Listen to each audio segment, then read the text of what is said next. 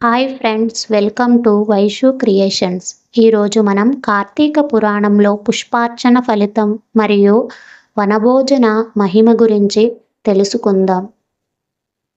కార్తీక మాసంలో శివకేశవుల ఆరాధన విశేషమైన ఫలితాలను ఇస్తుందని జనక మహారాజుతో వశిష్ఠ మహర్షి చెబుతాడు. ఈ మాసంలో శ్రీ మహావిష్ణువును కమలాలతో, జాజి పూలతో పూజించాలి. కదంబ పుష్పాలు, అవిసె పూలతో పూజించడం వలన కూడా విశేషమైన పుణ్యఫలాలు లభిస్తాయి. తులసి దళాలను, మారేడు దళాలను అత్యంత భక్తి శ్రద్ధలతో సమర్పించడం వలన కూడా పుణ్యరాశి అమాంతంగా పెరుగుతుంది. శివుడికి జిల్లేడు పూలను సమర్పించడం వలన ఆయన మరింత ప్రీతి చెందుతాడు. కార్తీక మాసాల్లో చేసే వనభోజనాల వలన అనేక పాపాలు నశిస్తాయి. ఉసిరి చెట్టు ఉన్న వనాల్లో భోజనాలు చేయవలసి ఉంటుంది. ఉసిరి చెట్టు ఉన్న వనాల్లో బ్రాహ్మణుడితో కలిసి భోజనాలు చేయడం వలన సమస్త పాపాలు పటాపంచలవుతాయి. అనేక దోషాలు తొలగిపోతాయి. కార్తీక మాసంలో చాలామంది ఉపవాసాలు ఉంటూ ఉంటారు. అలాంటి వారికి వివిధ రకాల పండ్లను దానం చేయడం వలన కలిగే పుణ్యం మాటల్లో చెప్పలేనిది. అందువలన ఈ మాసంలో ఎవరి భక్తి కొద్దీ వారు పండ్లను దానం చేయడం మంచిది. ఇలా కార్తీక మాసం యొక్క విశిష్టతను గురించి వశిష్ఠ మహర్షి చెబుతూ ఉంటే జనక మహారాజు ఒక సందేహాన్ని వ్యక్తం చేస్తాడు. ఓ మహర్షి, మహాపాపాలను చేసిన వారు వాటి నుంచి బయటపడటం అనేది ఎంతో కష్టమైన విషయం. జన్మ జన్మల పాటు ఆ పాపాలు వారిని ఉంటాయి. ఘోరమైన పాపాల నుంచి ఇలాంటి చిన్న చిన్న నోములు, వ్రతాలు, ఉపవాసాలు, దీపదానాలు, నదీ స్నానాలు ఎలా బయటపడేయగలవు? సముద్రంలో పడిపోయిన వాడిని గడ్డిపరక ఎలా కాపాడగలదు? ఒక్క గుణపంతో పర్వతాన్ని ఎలా కదిలించగలం అని అడుగుతాడు. అందుకు వశిష్ఠ మహర్షి స్పందిస్తూ, రాజా, ఎవరు చేసిన కర్మను బట్టి వారు ఫలితాన్ని పొందడం అనేది నిజమే. అయితే సత్యధర్మాలను ఆశ్రయించి చేసే పుణ్యకార్యాల వలన విశేషమైన ఫలితం కలుగుతుంది. పుణ్యకాలాల్లో పుణ్యక్షేత్రాల్లో చేసే పూజల వలన అసాధారణమైన ఫలితాలు ఉంటాయి. అప్పటి వరకు వెంటాడుతున్న పాపాలు ధ్వంసం అవుతాయి.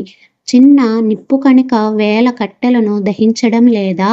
అలాగే ఎన్ని పాపాలు చేసినా వాటిని ఒక్క పెట్టున తుడిచిపెట్టడానికి భగవంతుడికి ప్రీతిని కలిగించే ఒక చిన్న పుణ్య విశేషం చాలు. అందుకు ఉదాహరణగా నేను ఒక కథ చెబుతాను, విను. పూర్వం కన్యాకుబ్జంలో సత్యానిష్ఠుడు అనే ఒక బ్రాహ్మణుడు నివసిస్తూ ఉండేవాడు. ఆయన మహాపండితుడు. ఎప్పుడూ కూడా అసత్యం ఆడనివాడు. ఎలాంటి కష్ట నష్టాలు ఎదురైనా ఆయన సత్యానికి కట్టుబడి ఉంటాడు. ఉన్న దాంట్లోనే ఇతరులకు సహాయపడుతూ సంతృప్తికరమైన జీవితాన్ని కొనసాగిస్తూ ఉండేవాడు. భగవంతుడి ఆరాధన, ధర్మ కార్యాల గురించి తప్ప మరి దేని గురించి ఆయన ఆలోచన చేయడు. పరమ నియమనిష్టలతో మసులుకుంటూ ఉండే ఆయన అంటే ఆ ఊళ్ళోని వాళ్ళందరికీ ఎంతో గౌరవం. అలాంటి సత్యానిష్ఠుడికి ఆజామీళుడు అనే ఒక కుమారుడు కలుగుతాడు. చిన్నప్పటి నుంచి కూడా ఏది మంచి ఏది చెడు అనే విషయాలను చెబుతూనే పెంచుతాడు.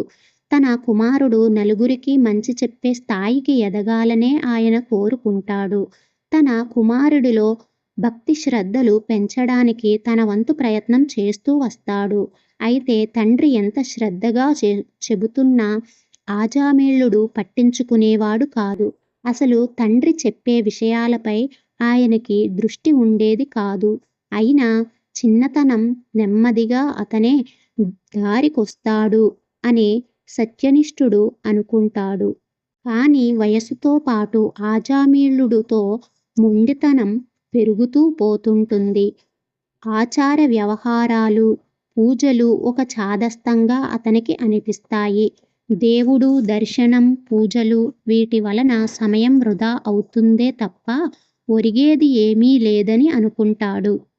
తండ్రి చెప్పే మాటలు తనని బంధిస్తున్నాయని, తన స్వేచ్ఛను హరిస్తున్నాయని భావిస్తాడు. అందువలన తండ్రి ధోరణి పట్ల తీవ్రమైన అసహనాన్ని ప్రదర్శిస్తాడు. ఆయన అభిప్రాయాలను తనపై రుద్దడానికి ప్రయత్నించవద్దని తేల్చి చెబుతాడు. ఆజామిళుడు ధర్మం తప్పి నడుచుకోవడం, ఎప్పుడైనా మందలించడానికి ప్రయత్నిస్తే అసత్యాలాడటం తండ్రికి ఎంతో బాధను కలిగిస్తుంది. ఒక్కగానొక్క కొడుకు అలా తయారు కావడం ఆయనకి ఆందోళన కలిగిస్తుంది. అలాంటి పరిస్థితుల్లో ఊరికి దూరంగా జీవించే ఒక దాసితో ఆజామిళుడు ప్రేమలో పడతాడు. అనునిత్యం ఆ అమ్మాయితోనే తిరుగుతూ ఉంటాడు. సత్యనిష్ఠుడి కుమారుడు ఇలా తిరుగుతున్నాడంటూ అందరూ గుసగుసలాడుకుంటూ ఉంటారు. ఈ విషయం తెలిసి సత్యనిష్ఠుడు తన కుమారుడిని మందలిస్తాడు. తండ్రి మాటలను ఆజామిళుడు ఎదురిస్తాడు. ఎవరేమనుకున్నా తాను ఆ అమ్మాయితోనే ఉంటానని తేల్చి చెబుతాడు. దాంతో ఆగ్రహించిన తండ్రి అలా అయితే ఇకపై తన ఇంటికి రావద్దని చెప్పి పంపించి వేస్తాడు. ఆజామిళుడు ఇంట్లో నుంచి వెళ్ళిపోయి ఆ దాసి ఇంట్లో ఉంటూ ఉంటాడు. అప్పటికే ఆమెకి ఒక కూతురు ఉంటుంది. ఆజామిళుడు ఆ ఇద్దరితో కలిసి ఉంటూ తన గూడెంలోని వాళ్లతో కలిసి పనులకు వెళుతూ ఉంటాడు. వాళ్లతో తిరుగుతూ ఉండటం వలన తన ఆచారాలను పూర్తిగా పక్కన పెట్టేస్తాడు. అలా కొంతకాలం గడుస్తుంది. ఒక రోజున తాటి చెట్టుపై నుంచి పడి ఆ దాసి మరణిస్తుంది. ఆజామిళుడు చాలా బాధపడతాడు. వావి వరసలు మరచిపోయి ఆ దాసి కూతురును వివాహం చేసుకుంటాడు. ఆ ఇద్దరికి కొంతమంది సంతానం కలుగుతారు. అయితే వాళ్లలో చివరి సంతానమైన ఒక పిల్లవాడు మాత్రమే బ్రతుకుతాడు. దాంతో ఆ పిల్లవాడికి నారాయణ అనే పేరు పెట్టి ఎంతో అపురూపంగా వాడిని చూసుకుంటూ ఉంటాడు. అలా కొంతకాలం గడిచిన తరువాత ఆజామిళుడికి వయసుపై పడిన కారణంగా అనారోగ్యానికి లోనవుతాడు. తనని అవసాన దశ సమీపించిందనే విషయం ఆయనకి అర్థమవుతుంది. ఆజామిళుని తీసుకుని వెళ్ళటానికి యమభటులు వచ్చేస్తారు. మంచంలో ఉన్న ఆయనకి యమభటులు కనిపిస్తారు. వాళ్ల రూపాలను చూసిన ఆయన భయపడిపోతాడు. ఎవ్వరూ లేనివేళ ఇంట్లోకి ఎవరో చొరబడ్డారని, తనని వాళ్ళు ఏం చేస్తారోనని ఆయన అనుకుంటాడు. యమభటులు తనని సమీపిస్తూ ఉండటంతో కంగారు పడిపోయి నారాయణ నారాయణ అంటూ పదే పదే పిలవడం మొదలు పెడతాడు. ఆయన అలా ఆగకుండా నారాయణ నారాయణ అని పిలుస్తూ ఉండటంతో యమభటులు ఆగిపోతారు. ఆజామిళుడి కుమారుడు అక్కడ లేకపోవడం వలన ఎంతగా పిలిచినా రాడు. అలా పిలుస్తూనే ఆజామిళుడు తన ప్రాణాలను వదిలేస్తాడు. ఆ మరుక్షణమే దివ్య విమానంలో విష్ణుదూతలు అక్కడికి చేరుకుంటారు. వాళ్లను చూసి యమభటులు ఆశ్చర్యపోతారు. ఆచార వ్యవహారాలు పాటించని వ్యక్తి, వావి వరసలు మరిచిన వ్యక్తి, అనేక వ్యసనాలతో జీవితాన్ని కొనసాగించిన వ్యక్తి నరకానికి రావలసి ఉంటుంది. ఆయనను తీసుకురమ్మని యమధర్మరాజు ఆజ్ఞ. అలాంటి వ్యక్తిని విష్ణులోకానికి ఎలా తీసుకువెళతారు అని విష్ణుదూతలను యమభటులు అడుగుతారు. పూర్వం ఆజామిళుడి ఆత్మను విష్ణుభటులు తీసుకువెళ్ళడానికి సిద్ధపడడం పట్ల యమభటులు అభ్యంతరాన్ని వ్యక్తం చేస్తారు. తల్లిదండ్రులను గురించి పట్టించుకోకుండా వాళ్లను కష్టాలు పెట్టిన వారిని, వృద్ధాప్యంలో వాళ్లకు ఆసరాగా ఉండకుండా వదిలేసిన వారిని, గురువులను అవమానించిన వారిని, మిత్రద్రోహం చేసిన వారిని, పరస్త్రీలు పరపురుషుల పట్ల వ్యామోహం కలిగిన వారిని, శ్రాద్ధకర్మలు ఆచరించని వారిని, మూగ జంతువులను హింసించిన వారిని, దాన ధర్మాలు చేయని వారిని, అసత్యాలు పలికేవారిని, ఆచార వ్యవహారాలు పాటించని వారిని నరకలోక దర్శనం చేయవలసిందేనని యమభటులు అంటారు. శ్రీ మహావిష్ణువును పూజించినా, సేవించినా, సాలగ్రామాన్ని పూజించినా, తులసీ దళాలతో భగవంతుడిని అర్చించినా, భాగవత పురాణమును పఠించినా, హరినామస్మరణ చేసినా అలాంటి వారు నరలోకం దగ్గరలోకి కూడా రారని విష్ణుదూతలు చెబుతారు. ఎవరు ఎలాంటి పాపాలు చేసినా అవసాన దశలో విష్ణునామ స్మరణ చేయడం వలన అన్ని పాపాలు నశించి విష్ణులోకంలో స్థానం లభిస్తుందని అంటారు. తన ప్రాణాలు పోతుండగా ఆజామిళుడు శ్రీహరినామ స్మరణ చేయడం వలన ఆయనను విష్ణులోకానికి తీసుకువెళ్ళడానికి వచ్చామని చెబుతారు. ఆత్మగా ఉండి ఈ తతంగమంతా చూస్తున్న ఆజామీలుడు ఆశ్చర్యపోతాడు. తన కుమారుడి పేరు నారాయణ అని, చనిపోవటానికి ముందు తాను కుమారుడిని పిలిచాననే విషయం ఆయనకి గుర్తుండదు. తాను ఎప్పుడు భగవంతుడి నామస్మరణ చేశానా అని ఆలోచనలో పడతాడు. తమ పనికి విష్ణుభటులు అడ్డు చెప్పడంతో యమభటులు యమధర్మరాజు దగ్గరికి వెళతారు. ఆజామీలుడి విషయాన్ని ఆయన దగ్గర ప్రస్తావిస్తారు. అక్కడ ఏం జరిగిందనేది దివ్య దృష్టి ద్వారా యమధర్మరాజుకు అర్థమైపోతుంది. ఆజామీలుడు నీతి నియమాలను పక్కన పెట్టేసి ఆచార వ్యవహారాలను వదిలేసిన వాడని యమభటులు చెబుతారు. అంతటి పాపాత్ముడిని తీసుకువెళ్ళడానికి విష్ణుదూతలు రావడం తమకి ఆశ్చర్యాన్ని కలిగిస్తుందని అంటారు. అందుకు కారణం అడిగితే అతను విష్ణు నామస్మరణ చేశాడని అంటున్నారని చెబుతారు.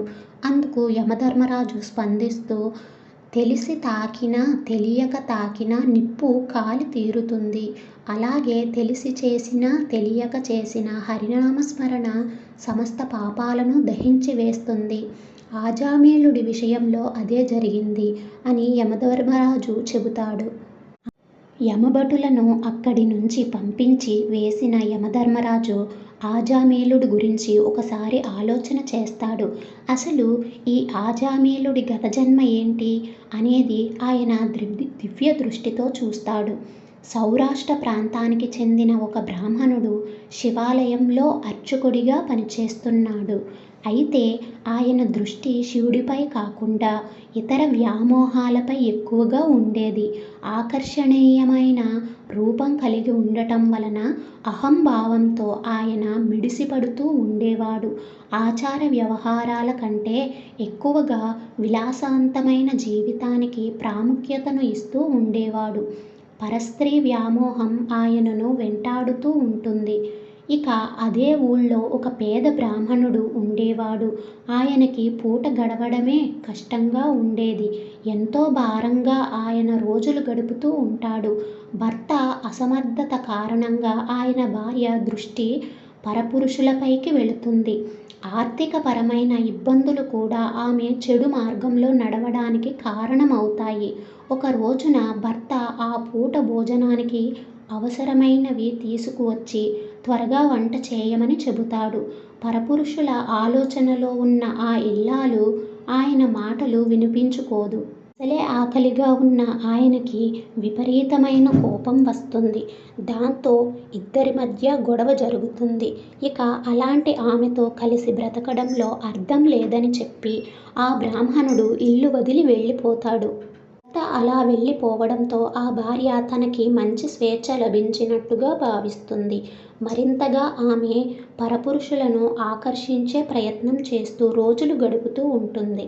అలాంటి ఆమె చేత ఆ అర్చకుడు ఆకర్షింపబడతాడు. ఏ తోడు లేకుండా ఒంటరిగా ఉన్న ఆమెతో కలుస్తాడు.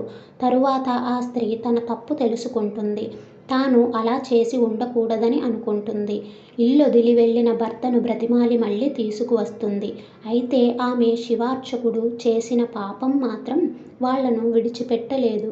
ఆ బ్రాహ్మణుడు తాను చేసిన పాపానికి గాను ఈ జన్మలో ఆచార భ్రష్టుడైన ఆజామీలుడిగా జన్మిస్తాడు. ఆ బ్రాహ్మణ స్త్రీ ఈ జన్మలో ఒక నీచ కుటుంబంలో జన్మిస్తుంది. జాతక దోషాలు ఉండటం వలన ఆ అమ్మాయిని తల్లిదండ్రులు ఒక దాసికి ఇచ్చేస్తారు. ఆమె పెంచడం వలన ఆ అమ్మాయి కూడా దాసి అవుతుంది.